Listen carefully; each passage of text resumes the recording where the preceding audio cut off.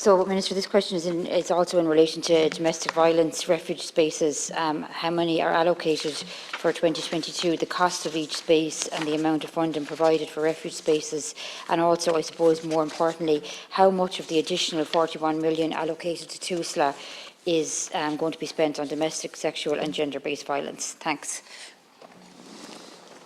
Thanks very much, Deputy. So under the Child and Family Agency Act of 2013, TUSLA, the Child and Family Agency, has currently anyway statutory responsibility for the care and protection of victims of domestic, sexual and gender-based violence, and TUSLA is funded from my department vote 40. At the end of 2021, TUSLA funded 155 DSGB-related accommodation units. So these consisted of 137 refuge units, 18 safe houses and 6 other available accommodation units. So TUSLA has previously advised this department that the cost of maintaining a single refuge space is in the region of €100,000 annually, and this estimated annual operating cost is based on typical all-year, around-the-clock refuge with support services and facilities on site.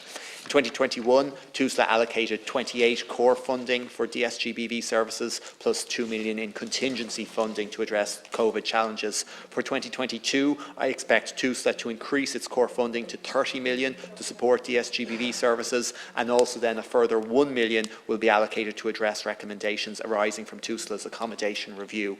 And I issue my performance statement to TUSLA, in which I outlined the overall parameters of TUSLA's funding, financial resources after budget 2022 and my priorities for the coming year. TUSLA has now prepared its annual business plan for 2022 in accordance with Section 46 of the Child and Family Agency Act 2013. The plan is undergoing the final edits for publication. It will outline the proposed activities for the year and the proposed allocation of financial resources. I'm informed TUSLA is currently finalising service level agreement with operators in the DSGBV sector for the coming year and addressing requests for extra funding. And the next step in the provision of DSGBV accommodation will be guided by TUSLA's accommodation review. And as I outlined in a response to an earlier question, I expect that to be published by TUSLA in the next 2 weeks.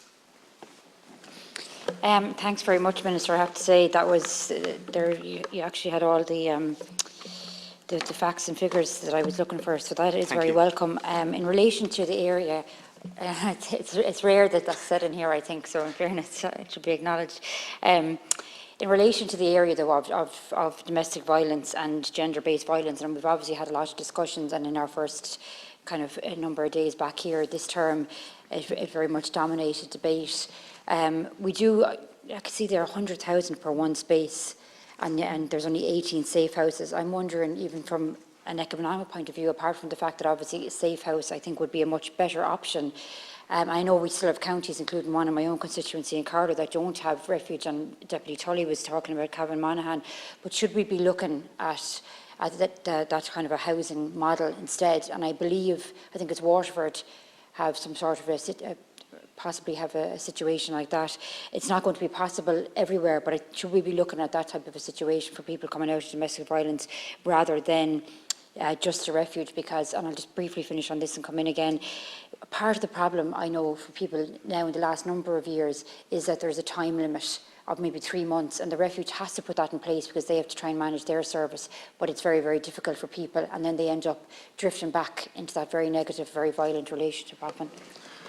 No, I fully agree with you, Deputy, and I think in terms of our discussion, and as you know, this is moving out of my department now, and it will be fully a matter for the Minister for Justice in the coming months. But I think in terms of the ongoing focus on this, obviously we do need to increase the number of refuge places. There's no doubt the refuge is vital in terms of that emergency need when a family is fleeing a life or death situation. But I think we also need to include in our discussion safe houses as a slight kind of medium-term solution for many families, maybe not requiring that high degree, and you kind of outlined the cost, 100,000 per space. And look, it's a cost we absolutely must pay, but in terms of having just a step-down facility to allow families maybe move back into a slightly more community-based setting, we need to include that in our understanding of the accommodation needs that we need to provide as we continue to address these issues.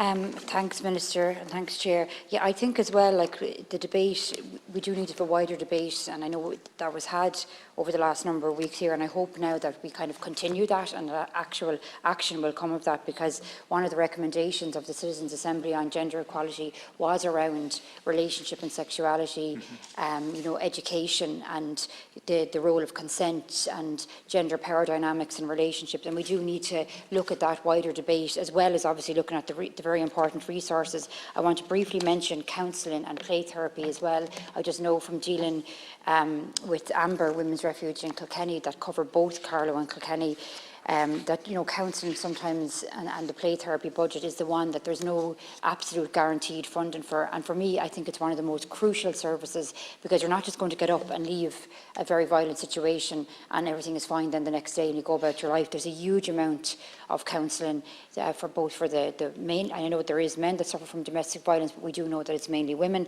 and then for children as well. And like that service is invaluable, and I think we just need to put that into the wider debate. And just lastly, to finish on this, I do welcome that it's going in under one department. I think that is a really good, positive move. Thanks, Chair.